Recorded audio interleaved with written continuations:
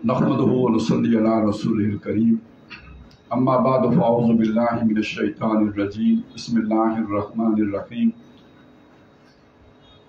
अल्लज़ी खलक़ल मौत वल हयात लियब्लुवकुम अय्युकुम अहसनु अमला व हुवल अज़ीज़ुल गफ़ूर व क़ाल अज़्ज़ा व जल व लक़द अरसलना रुसुलना बिल बय्यिनात व अंज़लना मअहुमुल किताब वल मीज़ान लियक़ूमन नासु बिल क़िस्त व अंज़लनल हदीद फ़ीहि बाअसुन शदीदुन व मनाफ़िउ लिन्नास व लियअलमल्लाहु मन यंसुरुहु व रुसुलहु बिल ग़ैब इन्नल्लाहा क़विय्युन अज़ीज़ व क़ाल अज़्ज़ा व जल हुवल्लज़ी अरसल रसूलहु बिल हुदा व दीनिल हक़्क़ि लियुज़हिरहु अलद्दीनि कुल्लिहि वलौ करिहल काफ़िरून वलौ करिहल मुश्रिकून सदक़ल्लाहुल अज़ीम। रब्बि इश्रह ली सदरी व यस्सिर ली अमरी वहलुल उक़दतम मिन लिसानी यफ़क़हू क़ौली आमीन या रब्बल आलमीन। आज जो हमारी ये नशिस्त है जिसका मौजू या उन्वान इकामत दीन और तज़किया नफ्स है, जिस पर मैंने अभी गुफ्तगू करनी है, तो इसके लिए ये जो मैंने 3 मकामात से आयात आपके सामने तिलावत की, इन्हीं के हवाले से मैंने सारी गुफ्तगू आपके सामने रखनी है। पहली जो मैंने आयत पढ़ी है ये सूरह मुल्क की दूसरी आयत है, जिसमें अल्लाह तबारक व तआला फरमाते हैं कि अल्लाह ताला वो है कि जिसने मौत और हयात पैदा फरमाई ताकि वो तुम्हें इम्तिहान ले, तुम्हारी आजमाइश करे, तुम्हारा इम्तिहान हो कि तुम में से अच्छे अमाल करने वाले कौन हैं। बात को अगर तूल दिया जाए तो ये सारा वक्त इसी एक मौजू पर भी सफर हो सकता है, लेकिन ये कि मैं मुख्तसर बात ये कहता हूँ कि ज़िंदगी का एक सफ़र है। ये सफ़र यहाँ इस दुनिया में आने से पहले से इसका आगाज़ है ऐद अलस्त से, कि जब अल्लाह ताला ने हमारी अरवाह से ऐद लिया था अलस्तु बिरब्बिकुम, क्या मैं तुम्हारा रब नहीं, तो तमाम इंसान वहाँ पे मौजूद थे। जैसे हशर के मैदान में तमाम इंसान मौजूद होंगे, ऐसे ही तमाम इंसान उस मौके पर भी मौजूद थे। सब के सब इकट्ठे मौजूद थे और सब ने बैक ज़बान अल्लाह के सामने इकरार किया कि कालू बला, तमाम बनी आदम ने कहा क्यों नहीं, तू ही हमारा रब है।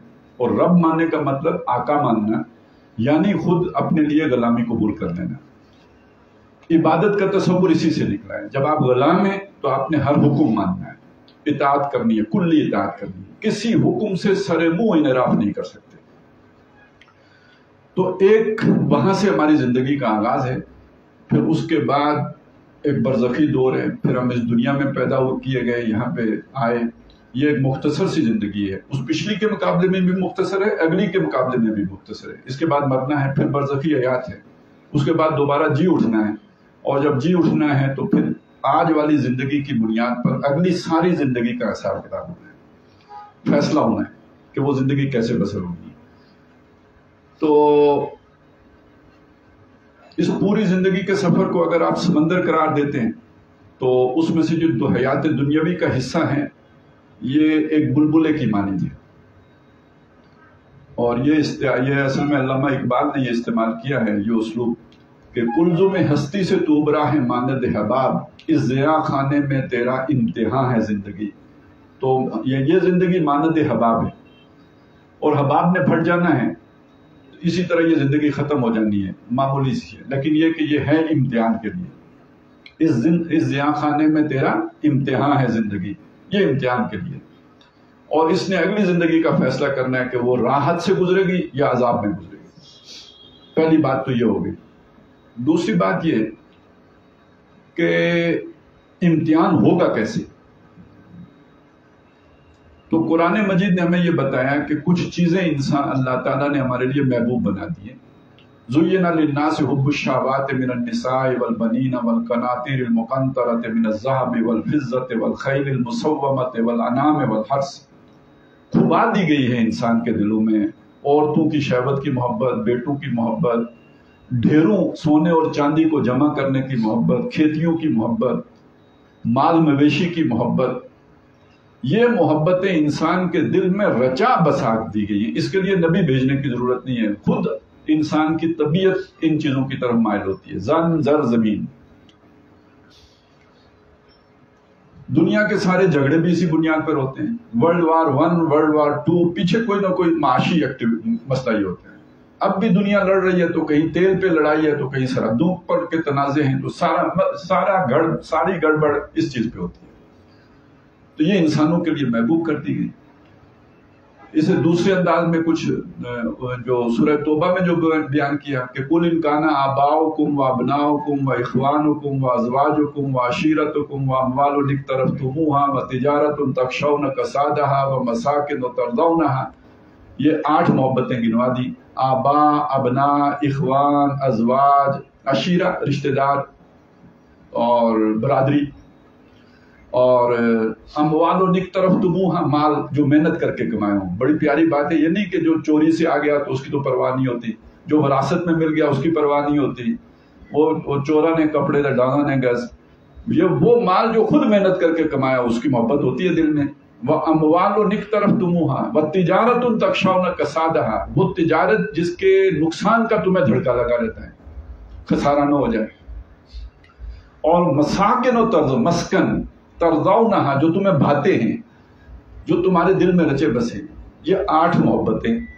تو ادھر وہ زُیِّنَ لِلنَّاسِ حُبُّ الشَّہَوَاتِ، ادھر یہ 8 گنوا دی، باتیں کی ہے. اس کو ایک طرح سے کہا اس محبتیں ہیں کے لیے کسی کو نبی کو بھیجنے کی ضرورت نہیں ہے، بندہ خود دکان پہ جاتے. کبھی کسی کو میں نے یہ کہتے نہیں سنا کہ جناب دعا کریں کہ میں بر وقت دکان پہ چلا جایا کروں. یہ دعا کسی نے بھی نہیں کروائی مجھ سے.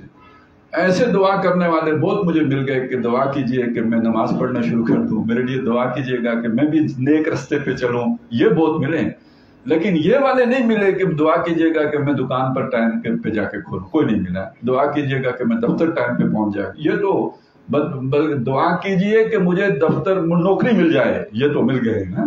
یعنی ادھر تو خود جانے کے لیے تیار ہے. ادھر جو ہے زور لگانا پڑتا ہے، ارادہ کرنے کے لیے بھی زور لگانا پڑتا ہے، اور خود کو بھی کھینچ کے لے کے جانا پڑتا ہے. طبیعت خود سے ادھر نہیں جاتی. یہ کون سی چیز ہے جس کی طرف خود طبیعت نہیں جاتی بلکہ زور لگانا پڑتا ہے؟ ان 8 محبتوں کو اس طرح قربان کرنا جس طرح ابراہیم علیہ السلام نے حضرت اسماعیل علیہ السلام کو قربان کرنے کے لیے چھری چلا دی تھی. سارا تزکیہ اس ایک جملے میں آ گیا ہے. میں بتا دوں آپ کو، سارا تزکیہ اس ایک جملے میں ہے. یہ جو 8 محبتیں بیان ہوئی ہیں نا، ان کو ہر وقت قربان کرنے کے لیے، دکان بند ہوتی ہے تو ہو جائے، نوکری دفع ہوتی ہے تو ہو جائے، بے روزگار ہوتا ہوں تو ہو جاؤں، گھر کو آگ لگتی ہے تو لگ جائے، جان جاتی ہے تو جائے، جو نقصان ہوتا ہے قربان کرنے کے لیے تیار ہوں. وہ رستہ نہیں چھوڑوں گا جو اللہ نے مجھے وحی کے ذریعے سے بتایا ہے. یہ ارادہ جب آپ نے کر لیا تو آپ کا تزکیہ ہو گیا. اور جب تک آپ نے یہ ارادہ نہیں کیا، آپ حالت فسق میں زندگی بسر کریں. کیونکہ یہ جو میں نے آیت ابھی 8 پوری نہیں کی نا، 8 محبتیں یہ گن کے اللہ نے سامنے 3 محبتیں رکھی ہیں. احب الیکم من اللہ و رسولہ و جہاد فی سبیلہ. اگر تمہیں یہ محبوب ہیں 8 محبتیں میں سے کوئی ایک چیز بھی زیادہ محبوب ہے، اللہ سے، رسول سے اور اللہ کی راہ میں جہاد کرنے سے، فتربصوا، جاؤ حتی یاتی اللہ امری، یہاں تک کہ اللہ کا فیصلہ آ جائے. کیا مطلب فیصلے کا؟ موت آ جائے. دنیا امتحان کے لیے تھی، امتحان میں آپ نے ناکامی کا فیصلہ کر لیا، یو آر لوزر، آپ خسارے میں ہو. ان الانسان لفی خسر، آپ خسارے کا فیصلہ کر چکے ہو، تو اب انتظار کرو بس کس کا؟ موت آنے کا. حتی یاتی اللہ بامری. اور ایک فیصلہ اللہ کا بھی سن لو، واللہ لا یہدی القوم الفاسقین، ایسے فاسقوں کو اللہ ہدایت نہیں دیتا. اور یہ ایک جگہ نہیں ہے، ٹائم نہیں ہے، کئی جگہ ہیں جہاں پر ایسے لوگوں کو فاسق کہا گیا ہے. سورہ صف میں اس طرح نہیں کمپیریزن کیا، ذرا اور انداز میں کمپیریزن کر کے سامنے رکھ دیا. کچھ لوگ ہیں جن سے اللہ بیزار ہوتا ہے. کون ہیں؟ لما تقولون ما لا تفعلون، وہ کہتے کیوں ہو جس پر عمل نہیں. یعنی اسلام کا مطلب کیا ہے؟ اپنی ساری محبتیں اللہ کے لیے قربان کر دینا. وہ ابراہیم اور اسماعیل جب دونوں تیار ہو گئے تھے تو اس کو کیا کہا؟ فلما اسلما، وہ دونوں جب مسلمان ہو گئے. تو مسلمانی تو اس شے کا نام ہے، باپ چھری چلانے کے لیے تیار ہو گیا اپنی محبت پر، بیٹا اپنی جان دینے کے لیے تیار ہو گیا، دونوں اب پوری طرح فرما بردار ہو گئے. ٹھیک ہے. آپ نے کہا میں مسلمان اور یہ کرنے کے لیے تیار نہیں، تو لما تقولون ما لا تفعلون، کبر مقتا عند اللہ ان تقولوا ما لا تفعلون۔ اللہ کو غضبناک بیزار کر دیتا ہے ان لوگوں سے یہ عمل اللہ کو، کہ جو کہیں اس پر عمل نہ کریں۔ اب اس کے مقابلے میں اللہ محبت کن سے کرتے ہیں؟ ان اللہ یحب الذین یقاتلون فی سبیلہ صفا کانہم بنیان مرصوص، ان سے تو اللہ بیزار ہے۔ محبت اللہ کو ان سے ہے جو اس کی راہ میں صفیں باندھ کر جنگ کرتے ہیں جیسے سیسا پلائی دیوار۔ کلیئر ہو گیا؟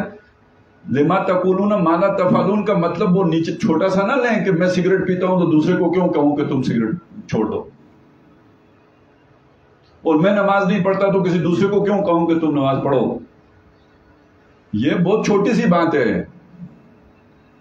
اصل جو پوری زندگی کے فیصلے کا مطلب ہے، جو یہاں پہ جو بات آ رہی ہے کہ اگر آپ مسلمان ہونے کا دعویٰ کرتے ہو اور 8 محبتیں قربان کرنے کے لیے تیار نہیں اللہ کی راہ میں اور رسول کی راہ میں اور جہاد کے لیے، تو اس کا مطلب ہے کہ تم لما تقولون ما لا تفعلون کے مرتکب ہو۔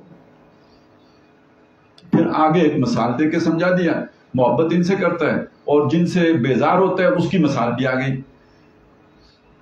وَإِذْ قَالَ مُوسَىٰ لِقَوْمِهِ يَا قَوْمِ لِمَ تُؤْذُونَنِي وَقَدْ تَعْلَمُونَ أَنِّي رَسُولُ اللَّهِ إِلَيْكُمْ، اور یاد کرو جب موسیٰ نے اپنی قوم سے کہا تھا کہ مجھے کیوں اذیت دیتے ہو جبکہ تمہیں معلوم ہے کہ میں اللہ کی طرف سے تمہاری طرف رسول مبعوث کیا گیا ہوں۔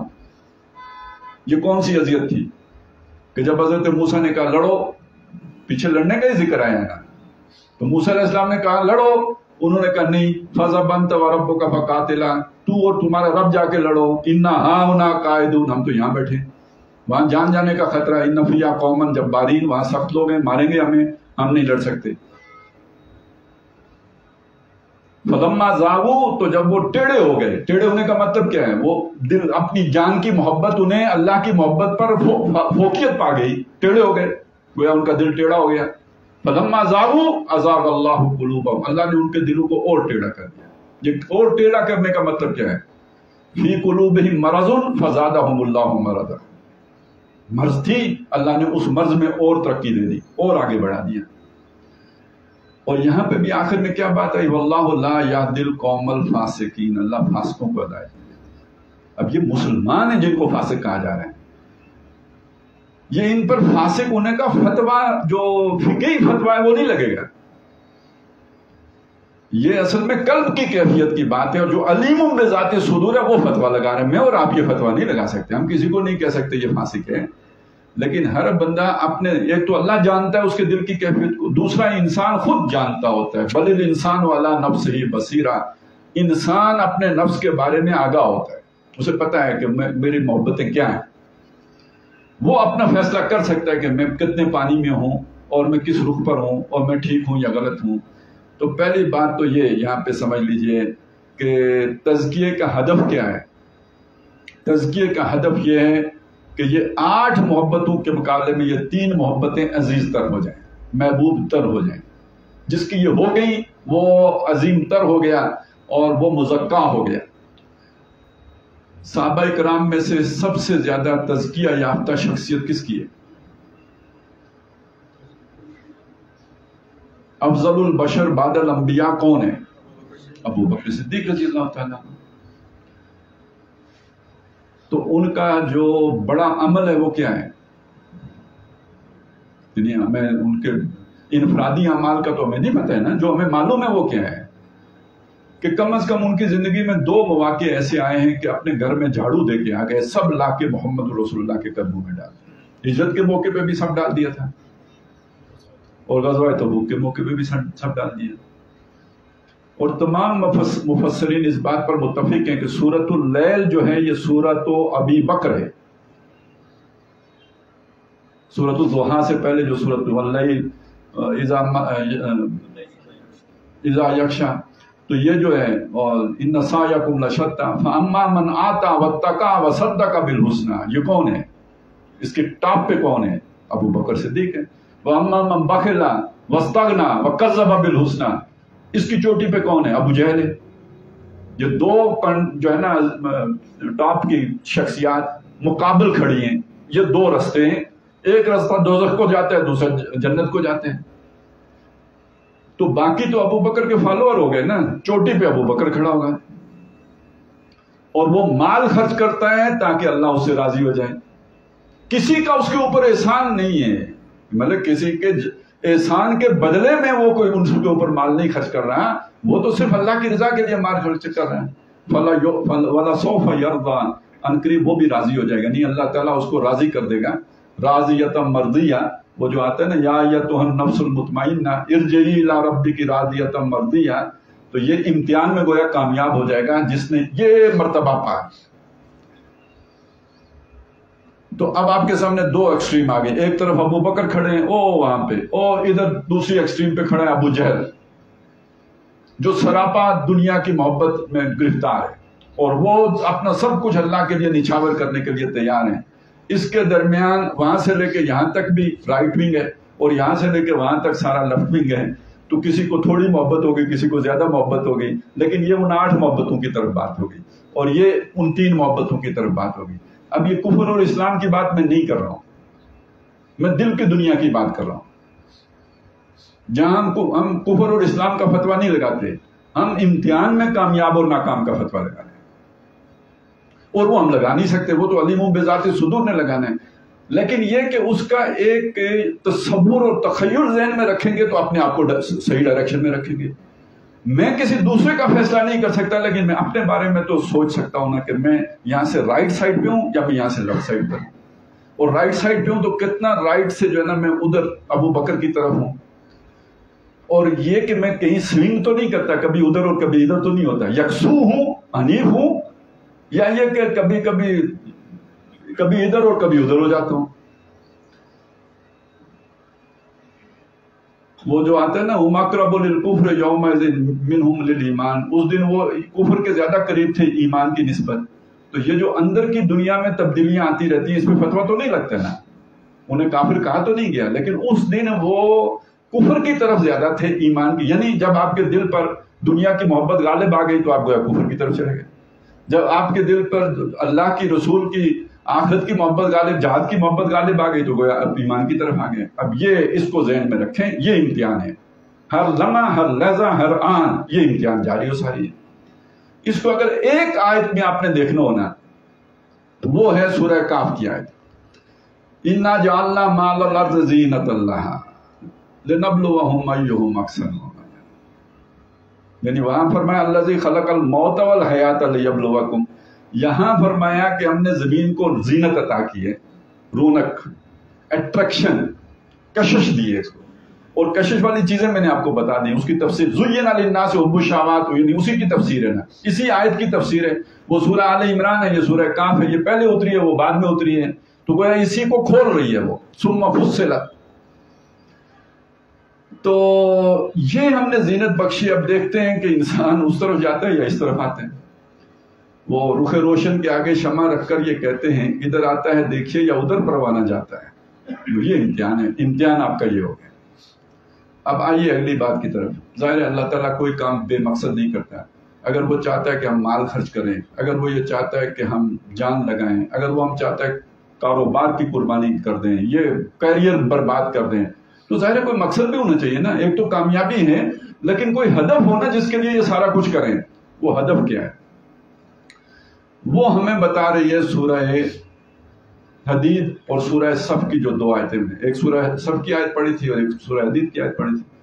اللہ نے بتایا تمام نبی، تمام رسول اللہ نے بھیجے. لقد ارسلنا رسولنا بالبینات، بے شک ہم نے بھیجے اپنے رسول دے کر، بھیجے، کتابیں نازل کی، ان کے ساتھ معجزے دیے. یہ سب کیوں کیا؟ تاکہ لوگ انصاف پر کھڑے ہو جائیں. کوئی سمجھ آئی بات کی؟ اس دین سے ہم واقف نہیں ہیں. ہم اصل میں کیا سمجھتے ہیں؟ دینداری کا مطلب یہ ہے کہ آدمی نے ایک خاص طرح کی وضاحت اختیار کر دی. دینداری کا مطلب یہ ہے کہ کسی کو توفیق نصیب ہو گئی زیادہ نفل پڑھنے کی. دینداری کا مطلب یہ ہے کہ اس کا دل مسجد میں لگ گیا. دینداری کا مطلب یہ ہے کہ رات کو اٹھنا اس کے لیے آسان ہو گیا، وہ تہجد گزار ہو گیا. دینداری کا مطلب یہ ہے کہ اس کا دل رقت سے اور نرمی سے اور رحمت سے بھر گیا. یہ ساری دینداری میں آتا ہے، یہ دین سے باہر نہیں ہے، یہ سب ہے. لیکن یہ کہ قرآن مجید نے جو اس کا اصل ہدف بتایا وہ یہ ہے کہ یہ سارا کچھ اس لیے کیا جائے کہ دنیا سے ظلم کا خاتمہ ہو جائے اور انصاف قائم ہو جائے، لِیَقُومَ النَّاسُ بِالْقِسْطِ، تاکہ لوگ انصاف پر کھڑے ہو جائیں۔ حضرت داؤد علیہ السلام عبادت کر رہے تھے، وہاں ان کے پاس وہ کوئی آ گئے جھگڑالو،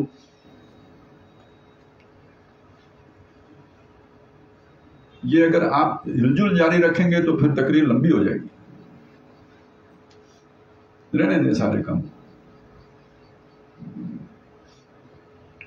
تو ان کے پاس جھگڑالو آ گئے جن کا اپنا کوئی قضیہ تھا، انہوں نے پیش کیا اور انہوں نے پہلی فرمائش یہ کی کہ ہمارا فیصلہ جلدی کر دیجیے۔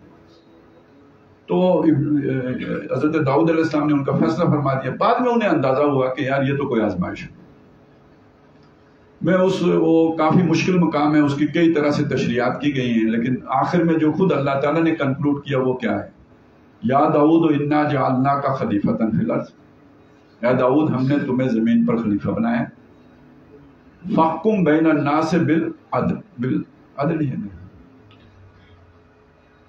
بالحق ہے یا بالعدل میں اس وقت میں لوگوں کے درمیان انصاف کے ساتھ فیصلہ کریں۔ اس کا مطلب کیا ہوا کہ اگر دو لڑنے والے آپ کے پاس آئے ہیں اور آپ نفل پڑھنے چلے گئے اور انصاف دینے میں ڈیلے ہو گیا ہے، تو اس سے زیادہ اہم ہے کہ آپ کھڑے ہو کے انصاف کریں بجائے اس کے کہ آپ اپنی کوئی ذاتی عبادت کریں۔ تو سارے نبی اس لیے بھیجے تاکہ دنیا میں انصاف ہو۔ اب موقع نہیں ہے کہ میں اس کی وجوہات بتاؤں، میں ایک موٹی بات بتا دیتا ہوں کہ جب تک دنیا میں انصاف نہیں ہوتا اللہ کی کامل بندگی نہیں ہو سکتی، نہیں ہو سکتی۔ کمزور لوگ نہیں کر سکتے، مجبور لوگ نہیں کر سکتے۔ اوپر فرعون بیٹھا ہو، کس میں اتنی جان ہے کہ وہ اپنی سارا کچھ قربان کر کے تو اللہ کی بندگی کرنے کے لیے تیار ہو جائے؟ کمزور لوگ ہوتے ہیں۔ ظالمانہ نظام ہو تو بھائی 2 وقت کی روٹی مشکل ہو جاتی ہے۔ اللہ سے محبت اور اللہ سے لو لگانا اور وہ اس کا موقع کب ملے گا؟ تجھ سے بھی دل فریب ہیں غم روزگار کے، دنیا نے تیری یاد سے بیگانہ کر دیا، تجھ سے بھی دل فریب ہے غم روزگار کے۔ تو ظالمانہ نظام میں روزگار کے غم ہی اتنے ہوتے ہیں۔ اپنے ملک کو دیکھیے نا، یہی زمینیں تھی، یہی ملک تھا، مسلمان حکمران تھے، وہ بھی ظالم تھے، وہ کوئی انہوں نے کوئی عدل نہیں لایا ہوا تھا، لیکن یہ کہ وہ غیروں کے ایجنٹ نہیں تھے، کم از کم اتنا تھا، اور اپنی دولت جا کے باہر نہیں چھپاتے تھے، اتنا تھا۔ نتیجہ کیا تھا کہ سونے کی چڑیا کہلاتا تھا نا انڈیا۔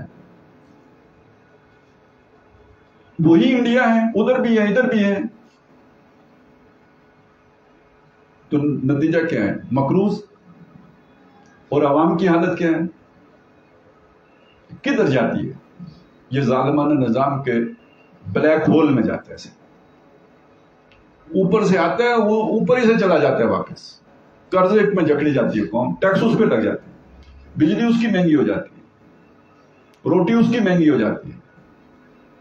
اب ایک بندے کے پاس دوائی کے پیسے نہیں ہے، ایک بندے کے پاس اپنے بچوں کی جو ہے نا وہ پیٹ بھرنے کے پیسے، آپ اسے کہیں جناب میرے ساتھ آپ آؤ نا ذرا تھوڑا سیر اللہ کریں اور اللہ کی طرف لو لگائیں، بھائی پیٹ میں اپنے پیٹ بھوکا ہو تو اس وقت بھی یعنی دانت میں ہلکا سا درد ہو تو آپ کی نماز میں کنسنٹریشن نہیں ہوتی۔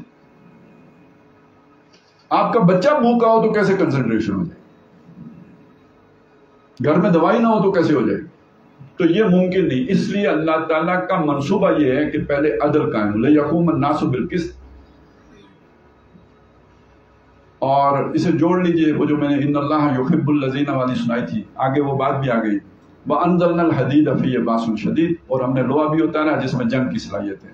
یہ آپ خود سوچ سکتے ہیں کتابوں کے ساتھ لوہے کا کیا تعلق ہے؟ بظاہر تو کوئی تعلق نہیں، لیکن اگلی آیت بتا رہی ہے کہ کیا تعلق ہے۔ وَلِيَعْلَمَ اللَّهُ مَن يَنْصُرُهُ وَرُسُلَهُ بِالْغَیبِ۔